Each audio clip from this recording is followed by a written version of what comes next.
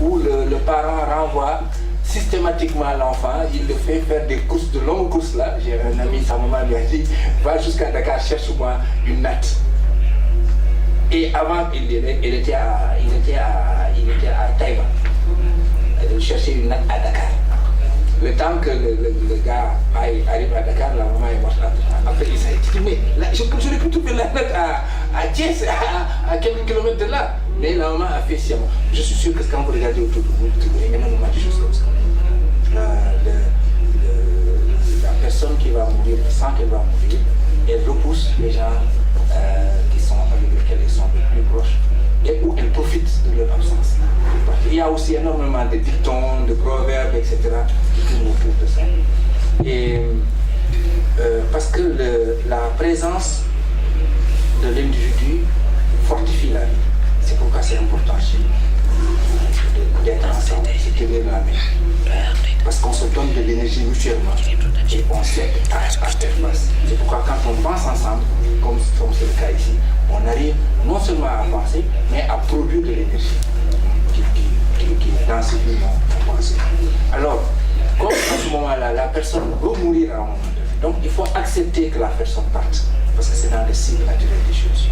Il faut accepter qu'à un moment donné, la maman ou le papa disent, maintenant je vais partir, laissez-moi partir. Et à ce niveau-là, en acceptant cela, vous relativisez beaucoup de choses. Maintenant, il y a la place de la femme dans tout cela. La place de la femme, elle gère cela, elle joue un rôle très important à ce niveau-là. Au niveau de comment, pas seulement les funérailles, l'organisation des funérailles, etc., mais l'accompagnement.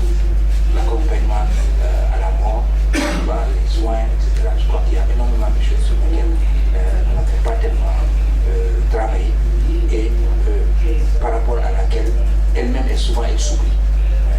Et quelquefois elle se met dans des situations assez extrêmement difficiles parce qu'elle prend en charge la mort des autres et elle-même elle se met dans des situations proches de la mort. Alors, cela dit, je voudrais à mon tour aussi vous remercier le Codesria. Je crois que le Codesria est un géant. Il faut voir ce qu'il y a derrière pour arriver à ça. Je suis sûr qu'ils ne vous l'ont pas dit. Ils ne vous l'ont pas dit, mais c'est très dur. C'est très dur pour arriver à ça. C'est au quotidien. Ils livrent chaque jour des batailles dans un environnement extrêmement difficile. On a parlé la dernière fois en disant qu'en fait les gens voulaient tuer les universités, ils voulaient tuer la recherche supérieure, ils voulaient tuer la recherche africaine. Parce qu'on pensait que ça s'est sous-développé, fait des choses dramatiques, etc. Et la seule pratiquement institution africaine qui a fait front, c'était pratiquement le collège. Donc je crois qu'à ce niveau-là, au-delà de ces batailles stratégiques, il y a des batailles quotidiennes. Chaque jour, le collège a des batailles, n'est-ce pas, qui rendent possible que nous soyons ici et que vous appréciez votre séjour. Et le collège, nous avons eu cette opportunité d'apprendre, je disais tout à l'heure. C'est pas seulement, je crois que je parle sous votre contrôle, je crois que nous apprenons tous. Quand je rentre le soir, moi aussi, je fais la même chose que vous. J'empaque. Je me rends compte que j'ai tellement appris de vos interventions. Et je peux vous assurer, les interventions sont dures. Quelquefois, je me dis, mais comment est-ce que je réponds? Les questions sont dures. On ne se fait pas de concessions sur le plan théorique, et sur le plan méthodologique, sur le plan des approches. Et je crois qu'à ce niveau-là, je suis très rassuré par une jeunesse qui se bat, qui refuse la facilité et qui donne l'espoir que demain l'Afrique va changer. Donc voilà, c'est quelques éléments que je voudrais ajouter, tout en souhaitant la bienvenue à notre collègue du Nigeria. Soyez le bienvenu et on espère continuer dans la conférence. Merci.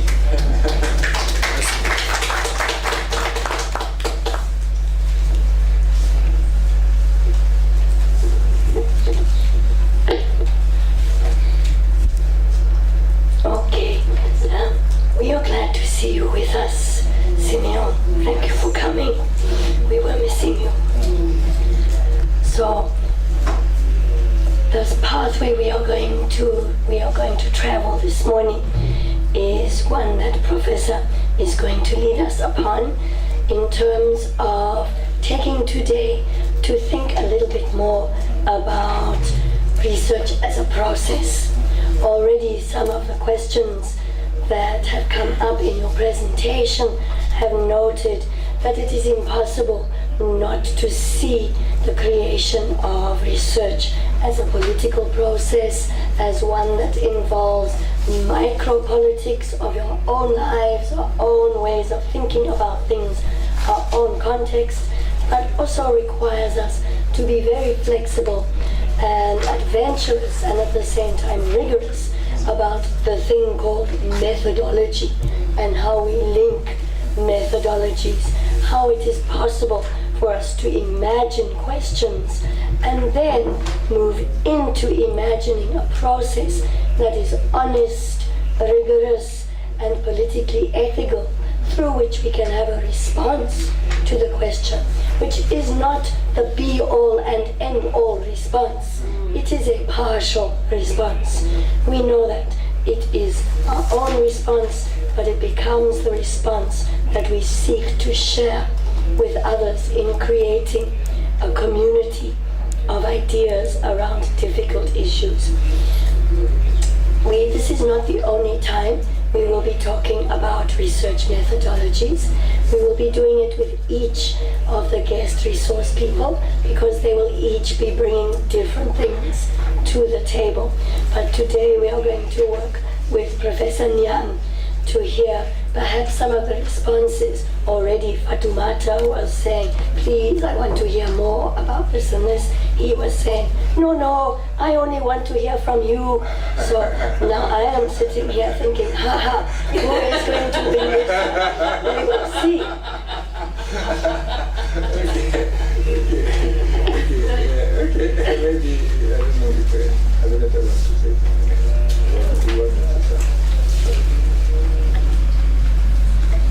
Non, je n'ai pas vraiment grand-chose à dire. Je voudrais peut-être aussi souhaiter la bienvenue à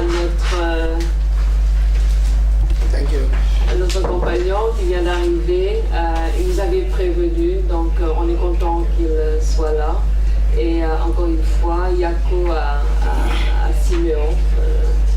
Je crois que c'est la vie, c'est le cycle de la vie. Ça fait partie des choses malheureuses, mais qui nous font aussi grandir et qu'il faut accepter. Il y a des façons de transcender la mort. C'est vrai, c'est une perte, c'est sûr. Mais ce qui est aussi essentiel, c'est de se dire que la personne a vécu et a donné un sens à sa vie. Et si on voit les choses comme ça, je ne dis pas que vous n'aurez pas de douleur, mais ça fait moins mal. En tout cas, moi, c'est l'expérience que j'ai eue. Donc, c'est toujours de se dire, est-ce que la vie que la personne a vécue a été une vie bonne, au sens où l'entendaient les anciens.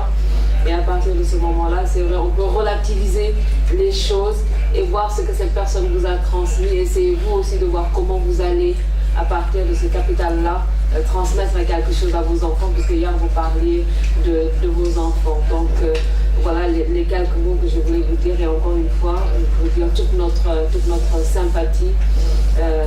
Il y a aussi Émilie et Virginie qui vous transmettent vos condoléances. Elles vont venir vous voir. Hier elles voulaient venir, mais vous étiez déjà partis.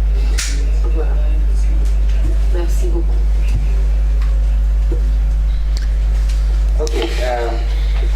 Je voudrais que la séance d'aujourd'hui soit la plus interactive possible. J'ai préparé une petite présentation, c'est juste une dizaine de diapos. Je ne sais pas s'il faut le faire avant ou après. Mais je vais souhaiter qu'on soit le plus interactif possible. Alors, elle a posé la question. Comment construire une production scientifique, une production qui soit recevable du point de vue scientifique, parce que vous avez posé la question à plusieurs reprises. Nous sommes dans la production scientifique dans un milieu de contestation, de contexte où traversé par des intérêts, des enjeux, des discours des idéologies différentes. Tout n'est pas que science dans la production scientifique. Tout n'est pas que transparence dans la production scientifique. Il y a énormément de tensions. Donc, ne pas craindre les tensions, mais en même temps aussi lutter pour la recevabilité, pour l'acceptation de sa production au niveau, parce que votre production revêt une dimension forcément universelle. Les blancs peuvent être type de production. Même si vous parlez de l'Afrique, il faut la production que vous allez faire va dépasser largement le cadre africain. Alors, une des choses sur lesquelles je vais sauter tout de suite, on a dit que on n'a pas beaucoup parlé de l'interface des relations entre le genre, le sexe et la mort. Je vais partir d'un cas, d'un exemple, pour ensuite essayer de dégager quelques implications méthodologiques. Dans beaucoup de structures, dans certaines cultures, notamment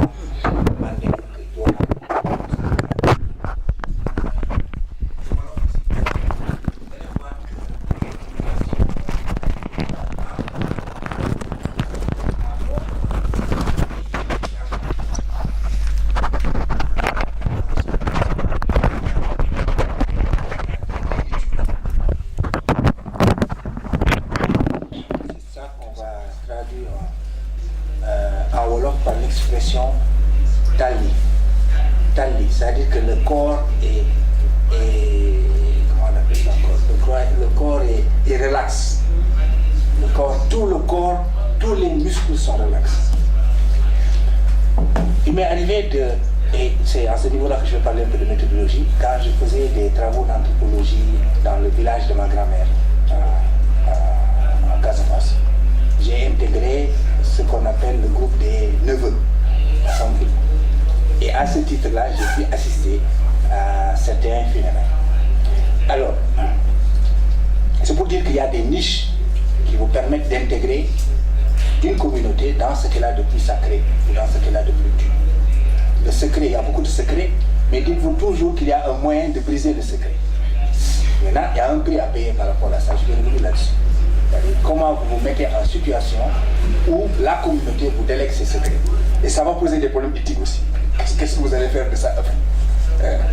Alors, j'ai donc un oncle symbolique qui est mort et on a ramené le corps au village.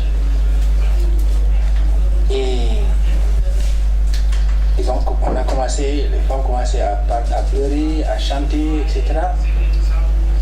Et tout le monde était triste, très très triste. Et on m'a dit par la suite que on est triste parce que lui, il n'était pas content. Le mort n'était pas content. Alors, comme dans toutes les sociétés africaines, vous savez, on dit souvent, au Sénégal, on est 95% de musulmans, 4 ou 5% de chrétiens, mais on ajoute aussi 100% d'animistes. Je crois qu'on aurait pu dire la même chose pour le Nigeria ou bien pour le Zimbabwe. On va dire qu'ils sont 95% de chrétiens et peut-être 4 ou 5% de musulmans et 100% d'animistes. Animistes entre guillemets, de religion traditionnelle africaine. Il y a un fond. Alors, il devait être enterré et à l'église, le prêtre vient pour prendre le corps. Et la communauté dit qu'on ne peut pas l'enterrer comme ça parce qu'il n'est pas content. Et comme on n'est pas content, il a crispé ses mâchoires.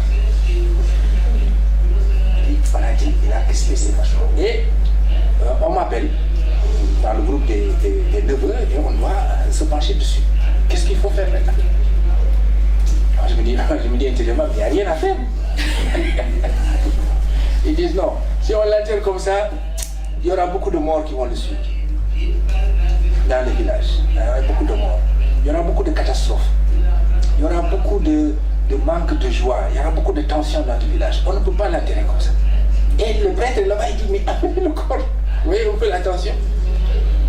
Après, on se dit maintenant, il faut appeler son entourage. On commence l'enquête. Vous allez retrouver ça aussi dans beaucoup de rituels de funéraires africains. La mort n'est jamais une mort naturelle, surtout pas si c'est un jeune. On va faire une enquête. Alors, le groupe se retourne, les vieux se retirent, les vieux et les vieilles, et ils regardent, ils voient les sœurs du défunt et son épouse. Ils identifient un problème, une tension entre qui sont toutes banales. Il se trouve une tension. Et ils règlent le problème. Ils sont obligés de régler le problème à ce moment. On le règle, mais entre-temps, les gens ont tout fait pour relâcher ces bustes. Les vieilles, et là aussi ça a été une école extraordinaire pour étudier. Les vieilles commençaient à raconter ces histoires quand ils étaient petits, les anecdotes, à reprendre ses surnoms, à reprendre les blagues. Donc il faut lui donner du plaisir. Il faut lui donner un contentement. Il faut qu'il soit heureux. Donc la recherche du bonheur jusqu'à la mort et au-delà de la mort. C'est ça qui va donner le sens aux pratiques sexuelles rituelles, pratiques sexuelles symboliques qu'on a après la mort. Et c'est peut-être ça qui permet de nous expliquer toutes les pratiques de cleansing que nous allons avoir au Kenya et dans d'autres pays, où après la mort, la femme a des relations sexuelles avec le frère ou avec quelqu'un d'autre. On prolonge. Ou bien dans nos sociétés ici, on porte les habits du mort. Dans beaucoup de sociétés, Sérère, Wolof et autres, ils vont porter les habits du mort. C'est comme si on continue. Et dans toute l'Égypte pharaonique, vous avez sur beaucoup de peintures iconographiques des relations sexuelles qui sont symbolisées où le mort doit continuer. Il doit partir heureux. L'idée de partir heureux. Alors, donc, on dit tout ça pour qu'il soit heureux. Et après, on retire, on fait une enquête et on trouve des points de contradiction dans la société, en fait, si vous voulez. Et la mort devient l'occasion de recomposer la société, de régler des problèmes, vers plus d'équilibre, vers plus de libération des tensions. Alors, quand ils ont fait ça, et puis tout d'un coup, moi je ne sais pas si c'est moi-même, ou c'est par autosuggestion ou autre, mais tout le monde a vu que les mâchoires étaient relâchées. Du mort. Tout le monde a vu, moi je l'ai vu en tout cas, et jusqu'à présent je ne peux pas vous l'expliquer. Les mâchoires étaient relâchées. Est-ce que c'est des phénomènes biologiques ou bien est-ce que réellement c'est une autosuggestion, mais je ne sais pas. Mais moi, ce que j'ai vu et que tout le monde a vu, les mâchoires étaient relâchées et le contenu de la relation et des chansons a changé. Les gens étaient le chant était beaucoup plus joyeux et on l'a accompagné. Le prêtre était content de reprendre le bord et d'aller s'écouter ça. Mais c'est une année. Ça montre quoi? Ça montre d'abord quel sens il faut construire tout cela. Et deuxièmement, par rapport aux anthropologues et aux sociologues, quelle lecture par rapport à nos sociétés, comment entrer dans ces sociétés. Et le prix à payer, j'ai parlé tout à l'heure là, et là je fais une autre digression avant d'arriver avant de vous remettre la parole, c'est du point de vue méthodologique. Je suis resté dans, excusez-moi de parler de ce cas, c'est comme personnel, mais regardez surtout, ne regardez pas le doigt, regardez la direction comme l'a dit la dernière fois. Ne me regardez pas, regardez le message qu'il veut transmettre. Alors, quand je suis arrivé dans le village, au début on me dit, bon, tu viens de l'université, etc., tu vas avec les enseignants. Bon, alors, j'étais avec eux, on passait toute une journée, un milieu là, à boire du bain de palme ou bien du thé. C'est tout, on ne faisait pas grand-chose, parce qu'ils étaient en vacances. Je me suis dit, c'est pas ça que je vais apprendre. Parce que si je reste ici, là, je passerai les 3 mois, ça n'a rien compris. Et je commence à me déplacer et à aller dans d'autres niches, à vivre avec les autres cousins, et ainsi de suite. Je sors du milieu intellectuel. Et à un moment, il y a une femme qui a un champ, parce que là, la division du travail, il y a des travaux pour hommes et des travaux pour femmes. C'est aussi, vous savez, pour la Gambie, c'est la même chose. Alors, tout ce qui est labour profond, en milieu Diola et Fogny, c'est les hommes qui vont faire ça. Et les femmes vont faire toutes les opérations de repliquage, d'entretien, etc. C'est très dur, ça prend beaucoup de temps, mais c'est comme ça qu'on l'utilise. Alors, si si dans votre maison, vous n'avez pas de grands-enfants ou bien votre mari est décédé, vous avez un problème parce que tout le monde est pressé pour faire ça dans son champ. Alors qu'est-ce qui se passe? Vous appelez le soutien du village. Tout le village se mobilise. Et en particulier les quartiers voisins qui ne sont pas vos quartiers. C'est eux qui vont prendre la direction des opérations. Donc j'intègre ce quartier-là et j'étais parmi les gens qui devaient aller aider. Et là, les gens, le groupe se réunit par classe d'âge. Je suis sûr que ce que j'ai dit là, beaucoup d'entre vous retrouvent ça dans leur société. Ils se retrouvent par classe d'âge et on progresse en ligne de front. C'est-à-dire, il y a les adultes ici, il y a les jeunes là-bas, il y a les vieux de l'autre côté, et on doit avancer pour atteindre le bout du champ, en cultivant, en remuant la terre, en labourant, avec des champs. Chaque groupe a ses champs. Maintenant, il y a une compétition entre groupes. Pour le premier à arriver là-bas et à bien faire. Moi, j'étais avec les jeunes hommes. Bon, on pousse, l'instrument est très lourd, hein. Le kagando, c'est très lourd. Quand vous le poussez profondément et vous soulevez la terre. Ouais. Alors, je retardais ma classe d'âge. À un moment donné, me dit, voilà, va chez les enfants.